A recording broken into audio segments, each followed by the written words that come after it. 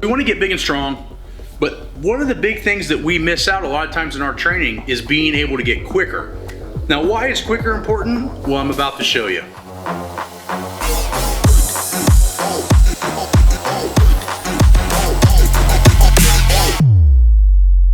Why is speed work so important if all we're worried about is maximal strength?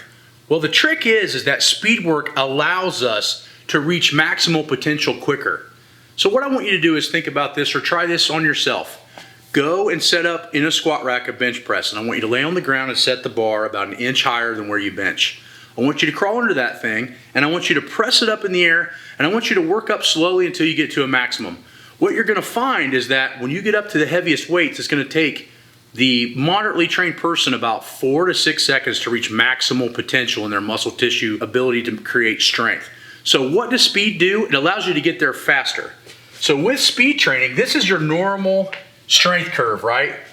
We start to lift the weights, this is us at rest, and this is us at max potential, okay?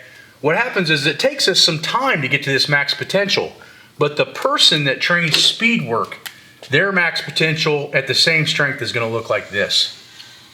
It's going to get there faster, and it's going to stay longer. What does that mean? That gives us a much better opportunity to lift weights because we are able to beat it with speed a little bit faster than the average person.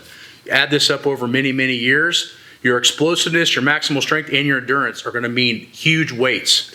The other reason that maximal or speed training is important is because speed training allows us to get stronger without necessarily putting on any size. So the dynamic method is one of the greatest ways to get super strong because you're able to get to that strength much, much quicker. So it's more neurological or brain style training than it actually is muscle. So when training for speed, remember, and when we're training for normal power output and sports performance, the real key is we're trying to raise force, okay?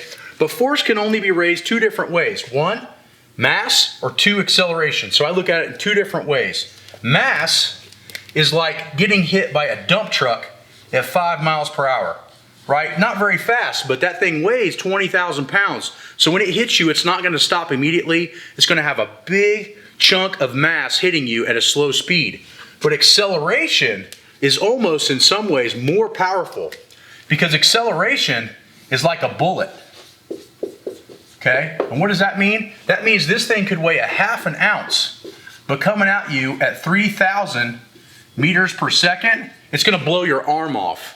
So a very small amount of mass moved at a high acceleration is almost more powerful than a high mass thing moving very, very slow. And this is why speed training is so important. It teaches you to be ultra explosive. No matter what you touch, you try to move it at max velocity, and you reach that maximum power point faster because you're more coordinated to do so because you train it. So we're talking all about this speed training, right? But what is speed? Well, speed in a scientific equation, and in my point, is 0.7 meters per second to 1.0. Well, that's great, but what is that? Well, we're going to show you. So on this video, you're going to see us move stuff at 1.0 meters per second or faster. That is what it's set up to be.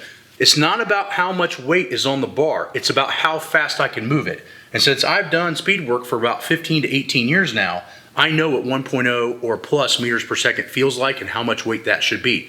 For me, as a 600-pound bencher, it's 185 pounds of bar weight with a mixture of bands and or chains. Okay, so remember, most of the time when I'm fixing people's speed benching, it's too heavy. You need to treat your speed training as a plyometric thought pattern. It should feel like a jump. It should feel like an explosive matter of movement. It should not feel like lifting weights. It should feel like almost a reflex, a reflexive, explosive burst of energy.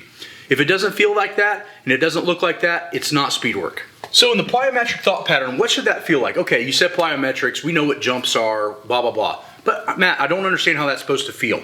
Well, watch the video, and what you're gonna realize is that what I'm talking about is, think of the bench press in a speed day like throwing a controlled punch with resistance. It should feel like you're punching somebody. And if the weight is correct on the bar, it should be thrown almost as fast to the eye as a punch. So remember, treat your speed work as a plyometric.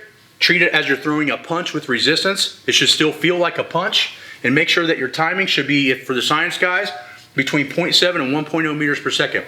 If it's slower than that, then it's not going to be speed work, and it's not going to help constitute reinforcement to the max day 72 hours later where you're going to try to create maximal strength. This is about maximal speed. Okay, so we've talked about speed work. We know what the parameters should be.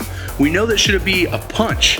It should feel like a punch with light resistance. If it doesn't feel that way, then the chances are you're not doing speed work.